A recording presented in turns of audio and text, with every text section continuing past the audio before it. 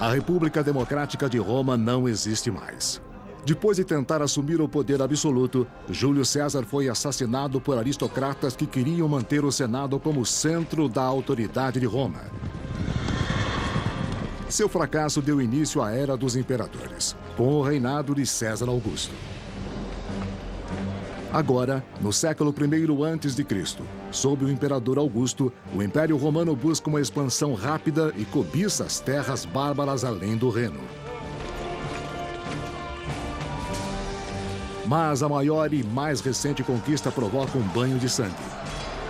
As tribos alemãs rejeitam o jugo imperial e desafiam a autoridade de Roma, impedindo as ambições imperiais, mudando a história e ameaçando o Império. Roma, ascensão e queda de um império, a Floresta da Morte.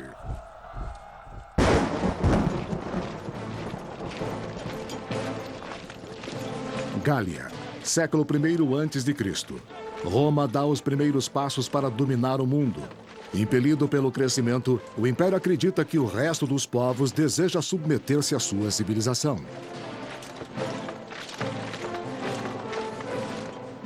O imperador Augusto assume o poder depois do assassinato de seu tio-avô Júlio César, e Roma espalha sua influência sobre o mundo conhecido.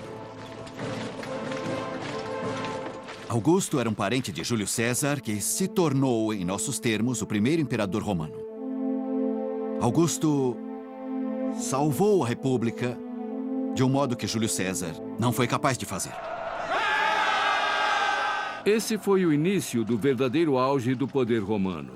Eles estavam expandindo rapidamente as fronteiras imperiais e tiveram uma série de grandes vitórias militares. Muitos romanos achavam que o império era invencível. O amado Augusto triunfara na difícil tarefa de reunir os valores democráticos da República sob o poder e a liderança de um imperador. Augusto salvou a República ao se tornar seu primeiro e único líder de fato, porém tentando convencer as outras pessoas de que a República ainda era o que sempre havia sido: cooperação entre as pessoas de diversos níveis sociais, visando o bem de todos.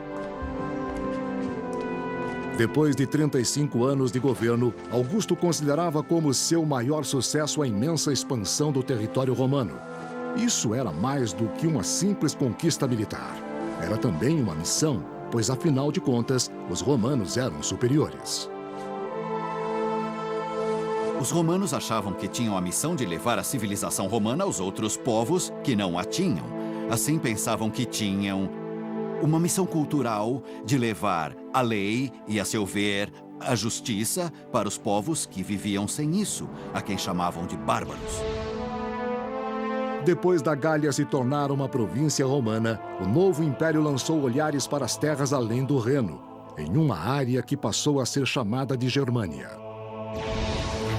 Germânia, ano 9. As tribos além do Reno viviam precariamente competindo por terras em ataques sangrentos umas às outras.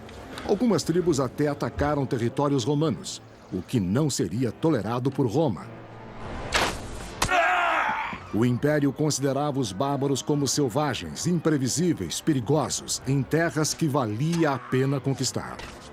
Aconteceram muitos debates sobre o que Roma fazia a leste do Reno. A grande questão era se Roma estava tentando criar uma nova província entre o Reno e o Elba, ou se Roma estava só realizando ataques punitivos para tentar impedir as incursões que estavam atravessando o Reno vindas do leste.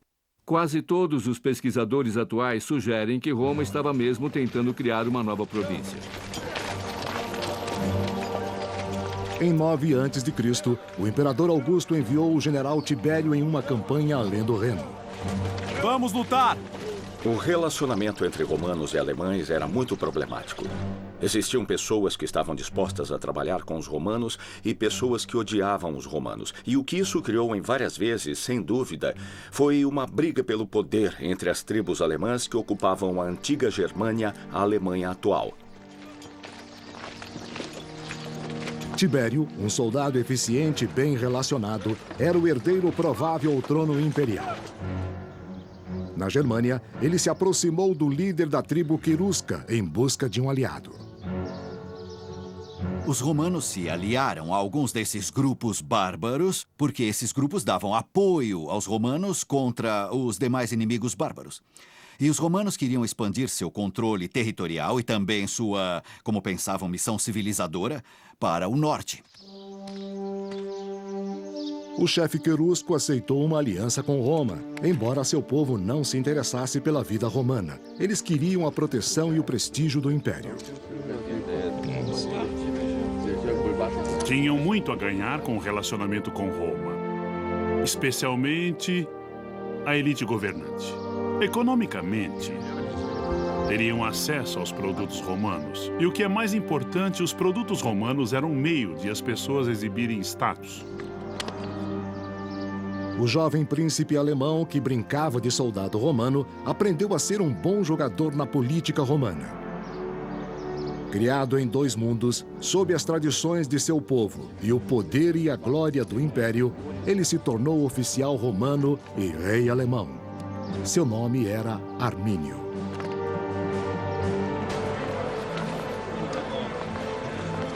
Roma, Itália, ano 4. Por mais de uma década, o Império manteve a paz com as tribos além do Reno, graças ao poderio militar do imperador Augusto. Em posição de ataque! Augusto foi um ditador militar que teve que lutar constantemente a fim de estabelecer um império que, na verdade, permaneceu estável por cerca de 2 séculos.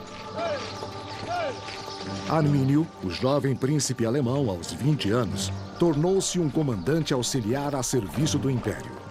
As tropas auxiliares recrutadas nas províncias eram um complemento importante para as 28 legiões romanas. Augusto tinha de ter certeza de que as pessoas entendessem que ele estava fazendo o que os tradicionais líderes romanos sempre fizeram: levar Roma a gloriosas e lucrativas conquistas na guerra. No ano 6, o general Tibério saiu da Germânia para sufocar uma violenta revolta na província de Panônia, hoje Hungria e Áustria.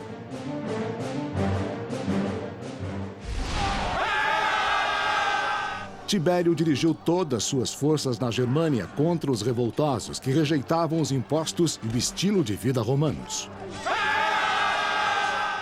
Quando os romanos tentaram romanizar os bárbaros para fazê-los viver mais como romanos em um ritmo mais rápido do que os bárbaros desejavam, então os bárbaros disseram: não queremos isso.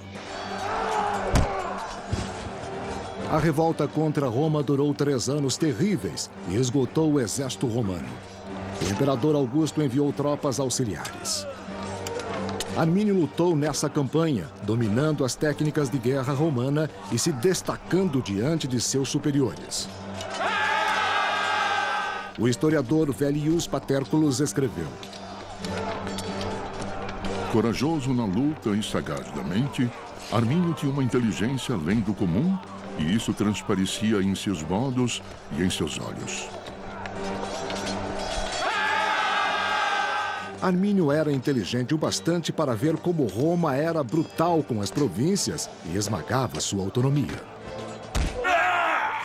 Acho que ele deve ter visto muitos panônios nativos quase na mesma posição que seu povo lá no norte da Germânia. Ele pode ter visto um reflexo de sua comunidade em alguns locais da Panônia. Porém, a serviço do Império, Armínio lutou e comandou as tropas auxiliares ao lado dos soldados romanos do general Tibério. Enquanto Roma luta para dominar a Panônia, a construção do Império na Germânia progride sem problemas. O povo de Armínio constrói estradas e outras obras civis sob orientação romana e percebe o benefício da invasão. Os bárbaros, especialmente além do Reno, não estavam realmente vivendo no mundo romano. Eles podiam ver as atrações do que chamamos de romanização. Desenvolver uma vida mais focada em negócios e comércio, construir comunidades maiores em vez de ter comunidades pequenas e separadas, como faziam tradicionalmente. O historiador Cassius Dio escreveu no século III. Os bárbaros se adaptavam ao modo romano. Estavam se acostumando a construir mercados e a se encontrar em paz. Estavam ficando diferentes sem perceber. No ano 7, o imperador Augusto indicou seu amigo Quintílio Varo como governador do leste do Reno. Varo era um comandante relativamente capaz, ao que parece, mas existe também uma informação que veio de nossas fontes de que ele não tinha o melhor caráter do mundo. A descrição do historiador Vellius Paterculus não é elogiosa. Quintílio Varo era um homem de temperamento médio e de disposição quieta. Lento na mente e no corpo, mas acostumado ao lazer do acampamento do que às batalhas da guerra. A situação na Germânia combinava com sua disposição calma. Varo tornou-se amigo de Armínio, que voltara à Germânia como um respeitado cidadão romano. Em Armínio, Roma via um forte aliado e paz duradoura. Os alemães seguiam as regras de Roma, mas só para terem liberdade. Nós não podemos ser dominados. Os alemães não gostavam de ser forçados a ir aos tribunais romanos e deixar um romano decidir suas disputas, pois eles tinham formas próprias e muito tradicionais de resolver seus problemas. O ressentimento começou a aumentar, mesmo que a situação parecesse calma, segundo Vellius. Os alemães eram mentirosos, criando uma série de processos fictícios, provocando um ao outro em disputas e resolvendo os problemas pela lei. Eles pareciam gratos à justiça romana, fingindo que sua natureza bárbara estava sendo suavizada. Varo tinha experiência em governar povos acostumados a serem governados. Nada poderia estar mais longe da experiência e do desejo dos povos germânicos. Segundo o historiador Cassius Dio, Armínio e os outros líderes tribais tiveram de agir. Além de dar ordens como se os alemães fossem escravos de Roma, Varo exigiu dinheiro como fazia das nações subjugadas. Eles não se submeteram, pois os líderes queriam o poder e o povo preferia a vida antiga. Está tudo bem, você verá, meu amigo. Assim, quando os povos germânicos ao longo do Reno cansaram-se de suportar Varo e sua dura administração, a imposição dos costumes romanos, especialmente no tribunal, eles decidiram, então, enganar Varo para se livrar dele. E ninguém estava em melhor posição para isso do que Armínio. Por 3 anos, o general Tibério lutara para esmagar uma violenta rebelião na província de Panônia.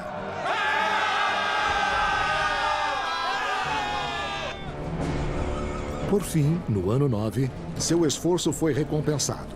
Os revoltosos foram derrotados e se renderam, e a vitória era dele. Mas enquanto a ordem era restaurada em Panônia, a situação na Germânia estava para se transformar em caos. Germânia, ano 9. Na província aparentemente pacífica, o governador Varo havia pressionado demais para estabelecer o poder romano.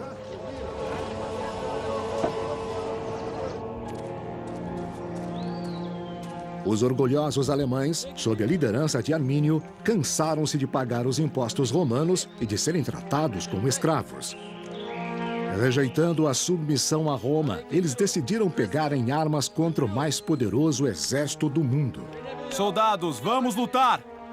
Nem todos os chefes alemães estavam convencidos do plano. Um deles, Segestes, achava que os riscos eram grandes demais, mas Armínio convenceu os outros. Nós não podemos ser dominados! Para um homem como Armínio, que nesse ponto da carreira era reconhecido como o líder entre o seu povo, seria uma grande desonra para ele tornar-se apenas um fantoche em um tipo de estrutura provincial, uma categoria inferior. Isso ele não poderia aceitar. Armínio havia lutado ao lado dos romanos e sabia que o exército baseava-se em poder, não em segredo. Ele tivera a oportunidade de aprender as táticas romanas e de aprender como o exército romano agia, o que ele podia ou não fazer, quais eram suas capacidades e habilidades, como era comandado e como lutava. Armínio conhecia Roma e sabia que os romanos subestimavam os alemães. Ele disse ao general Varo tudo o que este desejava ouvir. Vellius Paterculus escreveu: Armínio aproveitou a negligência do general Varo como uma oportunidade para a traição, vendo que ninguém poderia ser vencido mais rapidamente do que o homem que nada temia. Ele sabia que o início de uma catástrofe era a sensação de segurança. Está tudo bem, você verá, meu amigo. Parte do problema era a visão de Roma, o excesso de confiança de que poderia derrotar qualquer um, que ninguém nas regiões ao norte distantes do Mediterrâneo teria a possibilidade de montar uma boa defesa contra Roma. Se os alemães iam atacar, tinham de ser rápidos. O inimigo estava enfraquecido por outras batalhas e de nada suspeitava. Os alemães armaram uma cilada na floresta úmida e fechada de Teutoburgo, no noroeste da Germânia. Armínio deu ordens e devem ter levado várias semanas e muitas centenas de homens, mas eles construíram uma muralha com 1,5 metro de altura e 4,5 metros de largura, com trincheiras e provavelmente com camuflagem.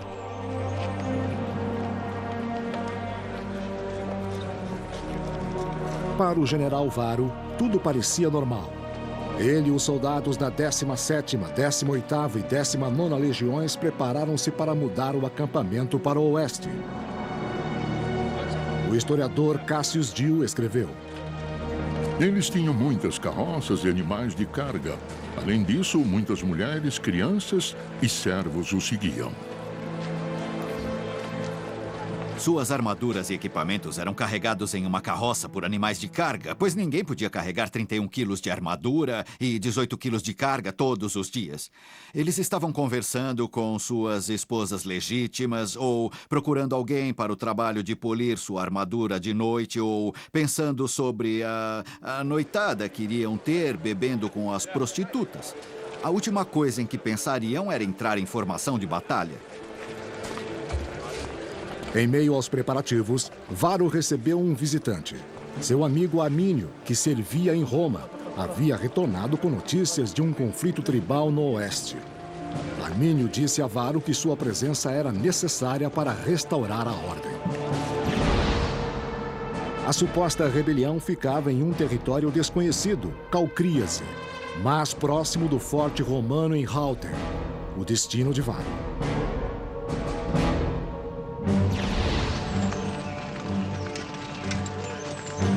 Varo mobilizou todo o acampamento para a viagem. Então Varo havia sido atraído para o território alemão por seu próprio orgulho. Mas ele estava pensando em uma missão de levar a lei e a civilização. Ele não estava pronto para lutar com os bárbaros tão habilidosos em emboscadas e no tipo de táticas que podiam levar o exército romano a uma completa confusão. A longa fila de soldados, civis e provisões percorreu as florestas alemãs. Varo não esperava problemas, mas estava em solo desconhecido e se movia com cautela e o mais silenciosamente possível. Em arqueologia, uma das coisas encontradas em escavações recentes foi um badalo, que foi preenchido com palha que ainda foi achada no badalo. Com o badalo silenciado, a fila prosseguiu, mantendo a formação militar enquanto os romanos iam, sem saber, para a muralha camuflada da armadilha. Cuidado! Cuidado, parem! O chefe alemão Segestes temia o plano mortal e tentou alertar Varo sobre a traição de Armínio. Mas foi humilhado e mandado embora. O historiador Vellius Paterculus escreveu: Segestes pediu que os traidores fossem aprisionados, mas o destino dominou os planos de Varo e nublou a sua mente. Varo já tinha sido avisado por outros bárbaros. Não confie nesses homens, eles irão atraiçoá-lo. Mas Varro achava que conhecia os homens e sabia quem era e quem não era seu amigo.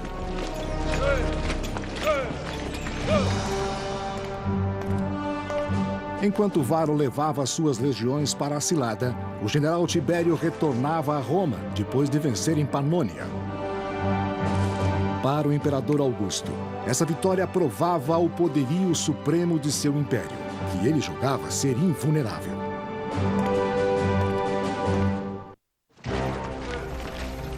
Enquanto o governador Varro levava suas tropas para a fortaleza romana a oeste, ele fez um desvio para abafar uma revolta.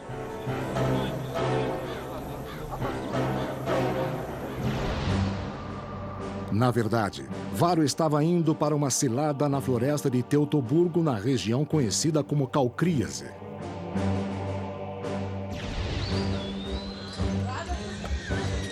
Eles tinham de ficar em uma trilha estreita de bancos de areia e de cada um dos lados havia um ambiente de floresta pantanosa com locais de passagem muito difíceis. Parecia que a coluna romana tinha de ficar mais estreita. Os soldados romanos estavam acostumados a marchar 6 ou 8 lado a lado. Provavelmente eles tiveram de mudar e marchar 4 ou 2 lado a lado. Os soldados também iam mais devagar por causa das mulheres e crianças que iam com eles para a fortaleza. A caminhada deve ter sido difícil à medida que a trilha ficava lamacenta e mais úmida. Essa região é cortada por uma série de ravinas profundas com riachos que fluem do Monte Calcríase para os pântanos ao norte. Varro caminhou pelo pior território possível que um comandante já atravessara. De um lado, ele tinha um pântano, do outro lado, ele tinha montes, e seguiu a estrada porque os romanos não podiam carregar toda a armadura que usavam. Ela era pesada demais para uma longa caminhada. Os alemães atraíram os romanos para uma armadilha perfeita. Era difícil ir em frente e impossível voltar atrás. Armínio sabia que Varro estava em suas mãos. Era apenas uma questão de como e quando, não de se. E aconteceu. Aconteceu realmente de um modo totalmente completo. O historiador Cassius Dio descreveu o momento da emboscada. Os alemães caíram sobre Varro no meio da floresta quase impenetrável. E nesse momento de se revelarem como inimigos em vez de súditos, eles criaram um total e completo caos. A armadilha se fechou. Os romanos não tinham saída, pois os bárbaros os cercavam por todos os lados. Eles estavam indefesos, tinham apenas uma armadura, se tanto, e logo foram rapidamente dizimados em suas fileiras, e os romanos não tinham espaço porque a trilha era estreita para a formação. A fila de soldados e acompanhantes estendia-se por 3 quilômetros. Varro, que vinha no meio da fila, não sabia da devastação na frente. Percebeu apenas que a fila parara de andar e não tinha para onde ir. Cuidado! Os primeiros da fila foram os primeiros a morrer. E não havia muita comunicação, pelo que sabemos. Nessa trilha, quer dizer, não podia haver muita comunicação entre a frente da fila e o final da fila. E isso ainda tornava o exército mais vulnerável e criava uma situação mortal. Quando Varro soube do ataque, já era tarde demais. Não havia tempo para se preparar nem lugar para fugir. Os acontecimentos exatos perderam-se no tempo. Meu palpite é que essa foi uma batalha em que a luta principal durou menos de 1 hora. Mas a operação de limpeza provavelmente durou o resto da tarde. Cada homem tinha que aceitar o inevitável. E não creio que um romano fizesse isso melhor do que um norte-americano. É difícil ver amigos morrerem. Enquanto os romanos eram abatidos como animais, mais alemães chegavam para a batalha. Escreveu Cassius Dio. As forças inimigas aumentavam, pois muitos dos que haviam hesitado, agora se juntavam a elas em busca de saque. Numa desonra pior do que a morte, 2 legiões perderam os estandartes de águia para os bárbaros. A águia era um símbolo para os soldados. Ela era literalmente o espírito religioso e o poder que os mantinha a salvo e os tornava vitoriosos. Se a águia era atingida na batalha ou tomada pelo inimigo, significava que seu espírito era arrancado e sem ele a derrota era certa. Mas o pior de tudo era a desgraça, a perda da honra, ao ter o símbolo de seu espírito de luta literalmente tomado pelo inimigo. Essa era a pior desonra e desgraça. Sob os olhos de Varro, os estandartes e a batalha foram perdidos na floresta. O general desonrado sabia o que devia fazer. Varro tinha sido enganado pelos bárbaros. Ele sabia que era o responsável por essa derrota, pois tinha marchado com o exército romano despreparado. Assim, Roma iria culpar Varro pela derrota, Varro culpava a si mesmo, e para ele a única saída era o suicídio, mesmo que fosse um suicídio desonroso. Os alemães, sob a liderança de Armínio, haviam recuperado sua terra e derrotado o exército mais poderoso do mundo. Chegara a hora de torturar os prisioneiros. Florus, um historiador romano, descreveu o horror. Nunca houve um massacre mais cruel nesses pântanos e bosques. Nunca insultos mais intoleráveis foram proferidos pelos bárbaros, especialmente contra os advogados. Arrancavam os olhos de alguns e cortaram as mãos de outros. Costuraram a boca de um deles depois de cortar a sua língua.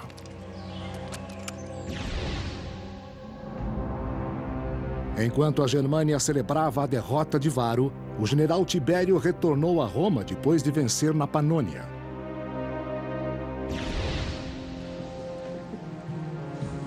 Em Roma, o imperador Augusto preparava-se para celebrar o triunfo de Tibério. Mas todo o planejamento foi desperdiçado. Quando as notícias chegaram a Roma e Augusto soube da perda de 3 legiões ao norte, ele ficou horrorizado.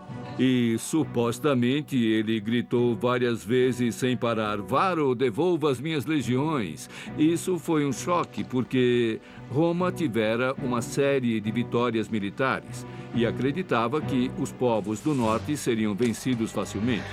Mas as notícias falavam que 3 legiões inteiras, 15 ou 20 mil homens, foram destruídas de uma só vez, em um desastre inesperado.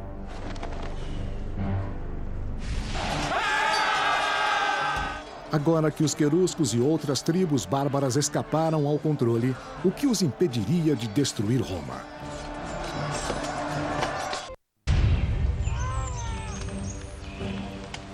Enquanto as legiões de Varro eram destruídas ao norte, o general Tibério retornava a Roma para celebrar a vitória na Panônia. Mas encontrou o imperador Augusto abalado com a notícia da terrível derrota na Germânia. Roma, Itália, ano 9. Os bárbaros do outro lado do Reno massacraram 3 legiões romanas comandadas pelo governador Varro. O desastre de Varro significava que o plano de Augusto de levar a fronteira norte do Império Romano adiante havia falhado e que eles sempre teriam de lidar com aqueles povos ferozes da fronteira que, a qualquer momento, podiam invadir o Império Romano para viver nele ou para saquear. O golpe fora severo e não podia ficar sem resposta. Armínio havia dado um golpe muito significativo no moral romano, no orgulho romano e na honra romana. Isso tinha de ser vingado. Perder 15 ou 18 mil homens de uma força de 150 mil legionários é similar, ao meu ver, o exército americano perder 60 mil. Nós temos cerca de 600 mil homens na ativa, e se perdermos 1/10, nós perderíamos 60 mil homens em apenas um dia. Acho que isso ia sair nos jornais. Para vingar Roma, o general Tibério mobilizou suas tropas exaustas. Tibério foi enviado com 8 legiões e tropas auxiliares para reforçar a fronteira entre o Reno e a Gália. Roma parecia estar a salvo no momento, pois não havia sinais de hostilidade na fronteira. Mas os romanos perceberam como os alemães eram engenhosos e ficaram vigilantes. Havia guardas por toda a cidade de Roma. Foi um golpe severo para Roma, como cidade e também como sociedade, saber que esses povos no norte, que eram considerados pelos textos de César, Tácito e outros como sendo militarmente muito inferiores a Roma, eram capazes de infligir esse golpe devastador. A poderosa Roma, o auge da civilização ocidental, sentiu-se vulnerável. Cada cidadão ou visitante estrangeiro era um suspeito terrorista. Augusto, temendo uma revolta dos alemães que viviam em Roma, expulsou-os.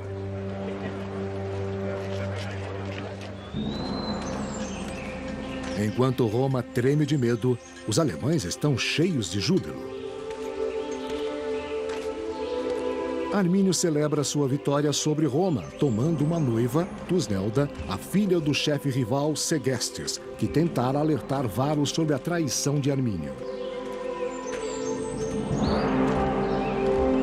Contra o desejo de seu pai, ela consentiu em ser sequestrada por Armínio, pois as mulheres alemãs eram fortes, elas matariam seus homens se eles esquivassem a batalha. Elas também se consideravam muito valorosas e queriam aliar-se com o melhor homem possível. Tusnelda, que era a esposa de Armínio, considerava Armínio como o melhor dentre os alemães e não queria nenhum outro. A vitória contra as legiões romanas dera enorme poder a Armínio, que, como rei dos queruscos, formou uma coalizão de líderes tribais. Armínio pensou que essa vitória espetacular daria a ele o prestígio, a fama, para ser o que os alemães não tinham, um rei de todas as tribos.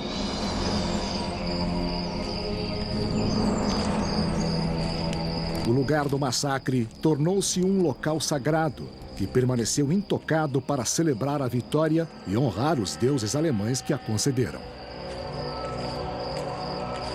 Os alemães rezavam em bosques, pelo que sabemos. Eles tinham imagens e várias estátuas e totens animais em suas florestas. E, na verdade, essa ideia do totemismo parece ter sido alguma coisa bem importante, também para os romanos, mas ainda mais para os alemães.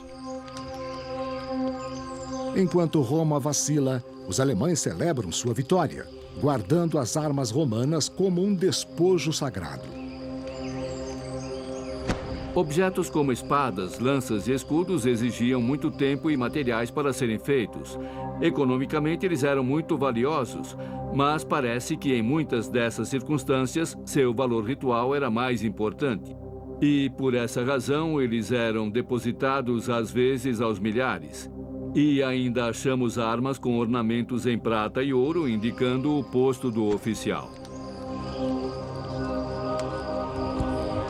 Por meio de violência e traição, os alemães recuperaram suas terras dos invasores romanos.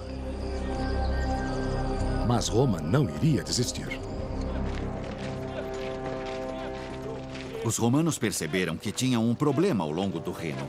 E depois de se recuperarem, ou seja, conseguir mais soldados, tentar construir novas alianças com os bárbaros, eles começaram, depois de algum tempo, a enviar expedições além do Reno para tentar pacificar a área, mas também para recuperar a honra perdida, porque a derrota de Varo fora muito desonrosa.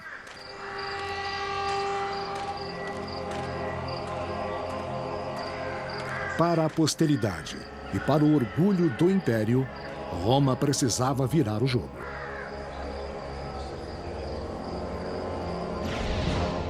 No ano 13, 4 anos depois do massacre, o imperador Augusto enviou o general Germânicos para lutar contra Armínio e os bárbaros queruscos.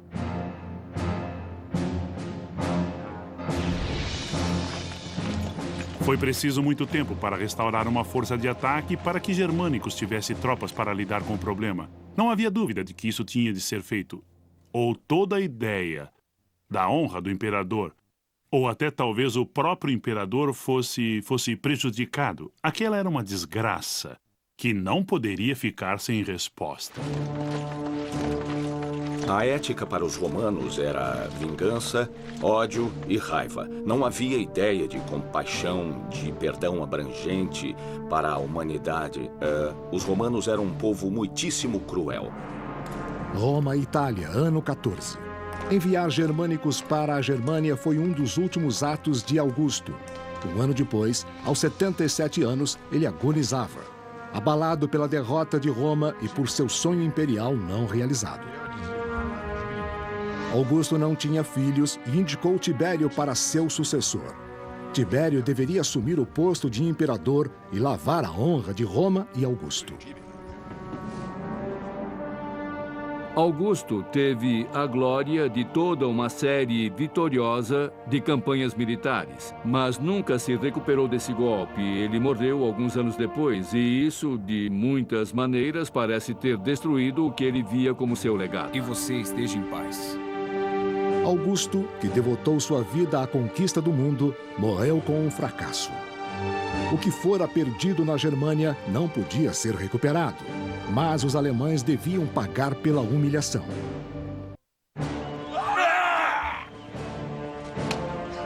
Uma derrota sangrenta e humilhante além do Reno trouxe glória para Armínio, o chefe alemão, e abalou a confiança romana. Mas Roma ainda não estava vencida. Germânicus, um general romano, partiu para a Germânia numa missão de vingança, atacando as tribos aliadas a Armínio.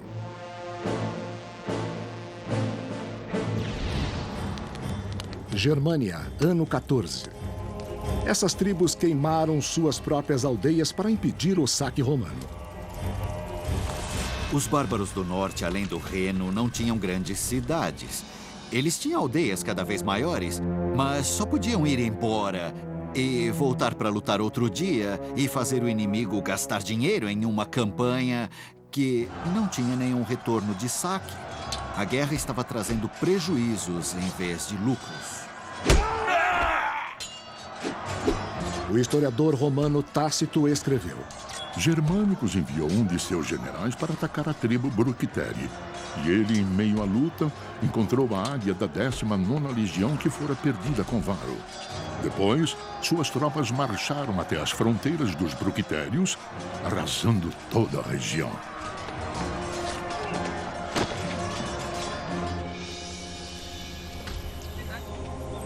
Os romanos resgataram Segestes, o chefe rival aprisionado por Armínio. E a humilhação continuaria num gesto devastador: o sequestro de Tusnelda, filha de Segestes, que esperava o filho de Armínio. Ela foi capturada pelos romanos e levada para a capital, como prova de que os romanos conseguiram derrotar Armínio e tornaram sua vida infeliz, mesmo que ele fosse o homem que destruíra Varo e 3 legiões romanas. No ano 15, 6 anos depois da emboscada, o exército romano chegou ao local do massacre na floresta de Calcríase, transformado em monumento à vitória alemã.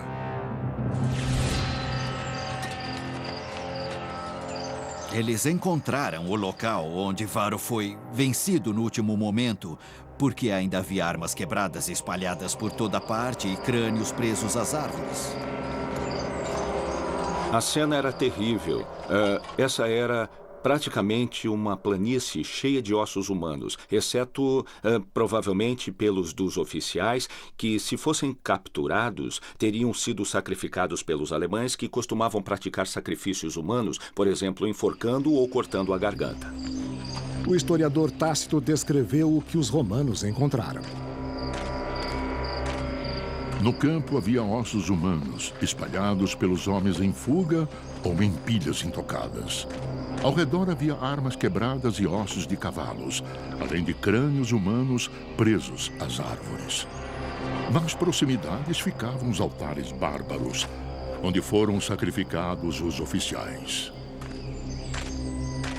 A cena foi muito emocionante, Com certeza, para os homens germânicos, alguns perceberam que podiam ser parentes, podiam ser amigos, podiam ser companheiros de armas, os que estavam sendo enterrados, o funeral dos mortos na antiguidade, e fazer os ritos por ele era extremamente importante para manter os mortos em seu lugar, para ter certeza de que não voltariam para assombrá-lo. Tácito escreveu: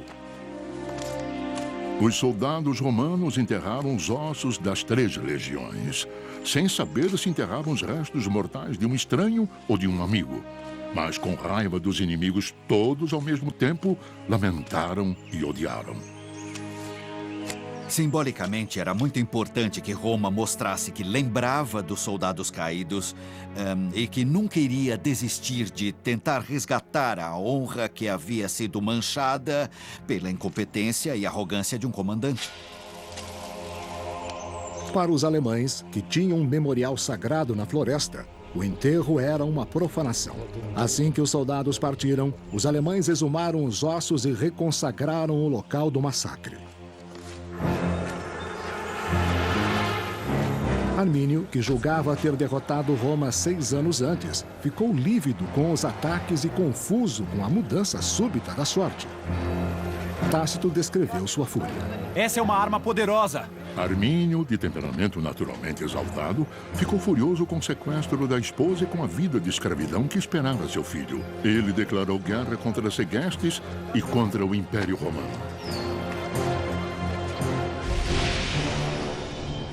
A guerra começou. Mais uma vez, as forças ardilosas de Armínio, que conheciam o terreno, tinham uma vantagem contra os pesados soldados romanos. Uma legião era invencível se pudesse escolher o campo de batalha. Plano e bastante amplo, com espaço para manobrar em várias unidades muito densamente agrupadas. O local não era assim.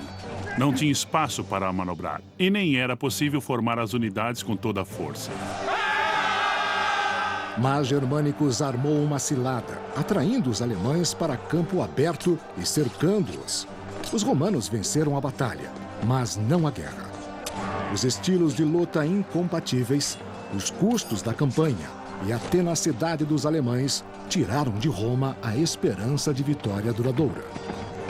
Ao leste do Reno, em vários anos, houve ataques punitivos dos romanos em que eles tentaram capturar Armínio e tentaram derrotar seu povo, mas não tiveram sucesso. Nem Armínio, nem Germânicos viveram o bastante para ver o efeito de seus esforços. 3 anos depois, no ano 19, ambos morreram sem heroísmo. Germânico sucumbiu a uma doença, embora se diga que foi envenenado por um rival político em Roma. No mesmo ano, Armínio foi morto pelos alemães por ter exagerado no uso do poder. Parece calmo. Ele era muito dedicado à causa da liberdade alemã e seu projeto pessoal. Armínio queria ser o rei das tribos bárbaras alemãs. Mas elas não queriam um rei. Elas queriam autonomia, e Armínio lhes deu liberdade. E nesse processo, mudou a face de Roma.